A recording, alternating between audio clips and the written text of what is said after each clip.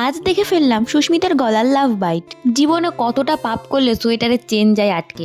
আমরা যখন একসাথে থাকি তখন চিড়িয়াখানার বাদরও আমাদের কাছে ফেল, আর বাকিরা তো ভাবে এই জানোয়ারগুলো কি করে ছাড়া পেলো চিড়িয়াখানা থেকে। তো ওসব কথা বাদ দাও, আজ ছিল আমার বান্ধবীর জন্মদিন, তাই আমি অহনা আর সুস্মিতা তাহিরপুর ক্রিমসে চলে এসেছিলাম কেক কিনতে। এরপর কেক কিনে আমরা সোজা চলে গেছিলাম সুকৃতিদের বাড়িতে। আসার সাথে সাথেই শুরু হয়ে যায় সুকৃতি আর অহনার মধ্যে কাউতালি। যেমন সুকৃতি তেমন ওর বিড়াল, দুটো চেহারা কিন্তু একই। এখানে চেক করা হচ্ছিল অহনার বডি টেম্পারেচার। ওদিকে সুস্মিতা এমন একটা কথা বলে ফেললো যার জন্য ওকে খেতে হলো মার। আর এহেনে সুস্মিতা জাজ করছিল কাকে কোন ড্রেস পরলে কত ভালো লাগবে।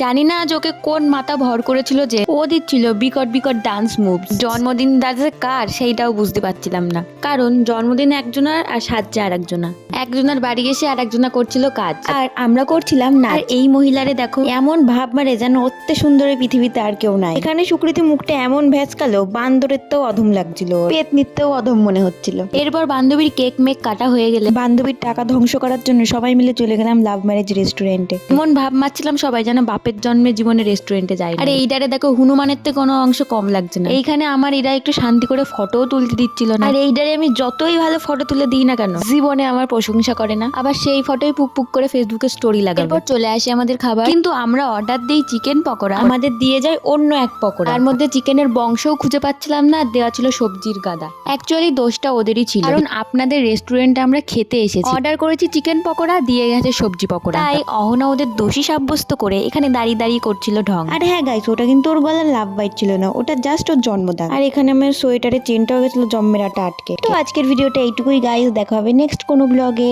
টাটা।